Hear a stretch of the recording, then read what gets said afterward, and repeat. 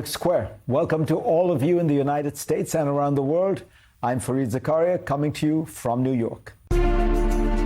Today on the program, goodbye, President Trump. Hello, President Putin. The Russian leader visited Chinese President Xi Jinping this week, following swiftly in the American entourage's footsteps. We'll explore the ins and outs of the Beijing-Moscow axis and more with Richard Haas and Kishore Mahbubani.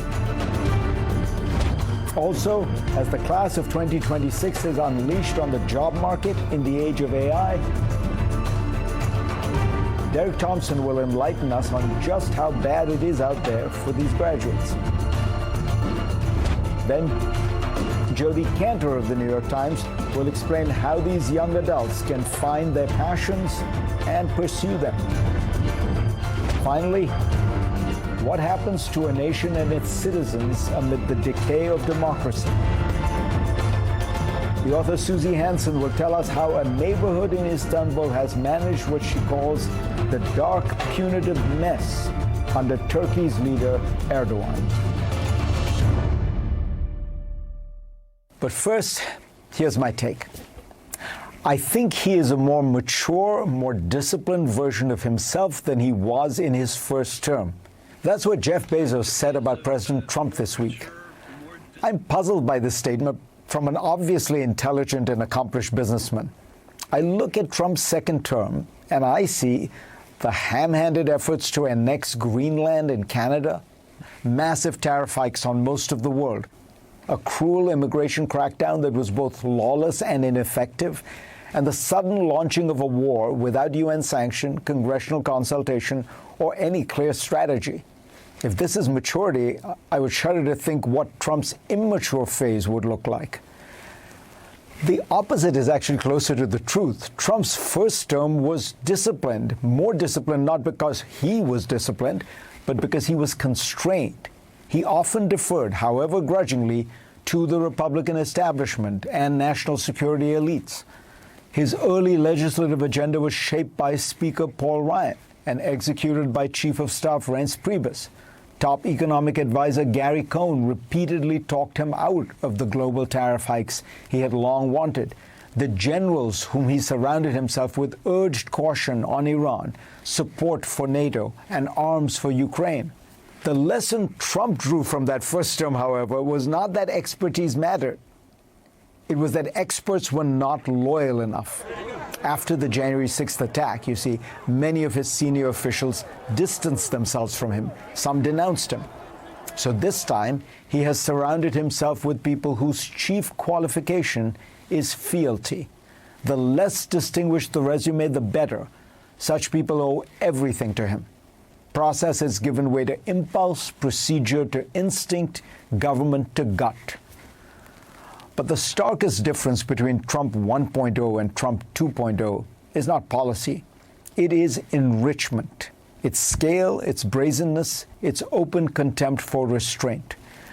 The day before Bezos made his remarks, the acting Attorney General of the United States announced that the Justice Department would grant Trump, his family, and his businesses immunity from all audits and investigations for any past tax-related misconduct, and the announcement claimed it would last forever.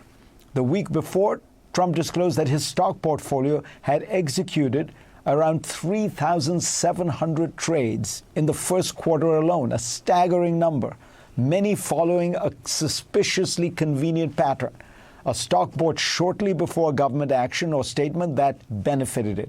On January 6th of this year, for example, the Trump portfolio bought $500,000 of NVIDIA stock. A week later, NVIDIA received U.S. clearance to sell its H200 chips to China.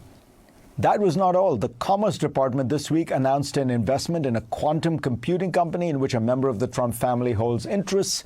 And don't forget the $500 million UAE investment in a Trump family crypto venture, the $2 billion UAE investment using that company's stablecoin, the flurry of new Trump Organization real estate deals, or the drone company in which the Trump family invested and that later miraculously received a Pentagon contract. One number says it all.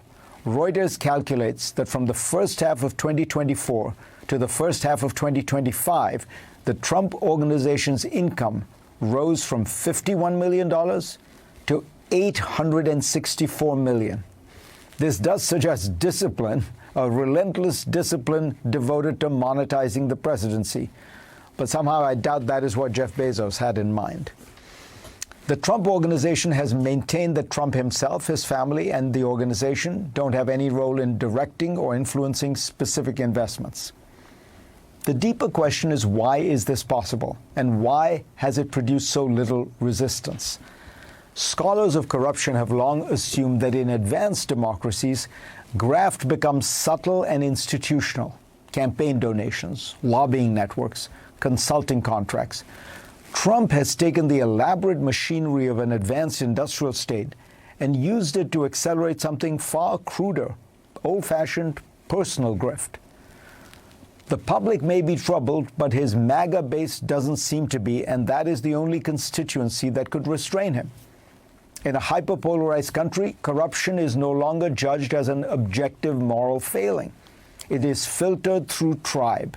If our side does it, it's either fake news, clever politics, or totally justified revenge. This reveals a deeper weakness in the American system.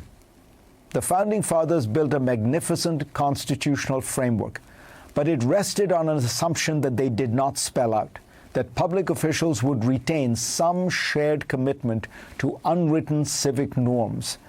Madison's design, ambition must be made to counteract ambition, assumed that Congress would jealously guard its powers against the executive. He did not imagine a political party that would surrender its institutional ambition to the personality cult of one man. The legal guardrails are weaker than most Americans realize. The president is largely exempt from standard federal conflict of interest laws. Many of the actions I've described would expose even the senior-most cabinet secretary to grave legal peril. For a president, the Supreme Court has decided that the only remedy for official acts is impeachment and 2/3 of the Senate voting for conviction, which in our partisan age requires a civic miracle. The mature response to these travesties is not revenge, but a restoration of the rule of law. After Trump, the urgent task for the American Republic will be to turn norms into statutes, curtail the ethical immunities of the presidency, and find legal ways to ensure that the highest public office in the world can never again become a platform for family business. Go to FareedZakaria.com for a link to my Washington Post column this week. And let's get started.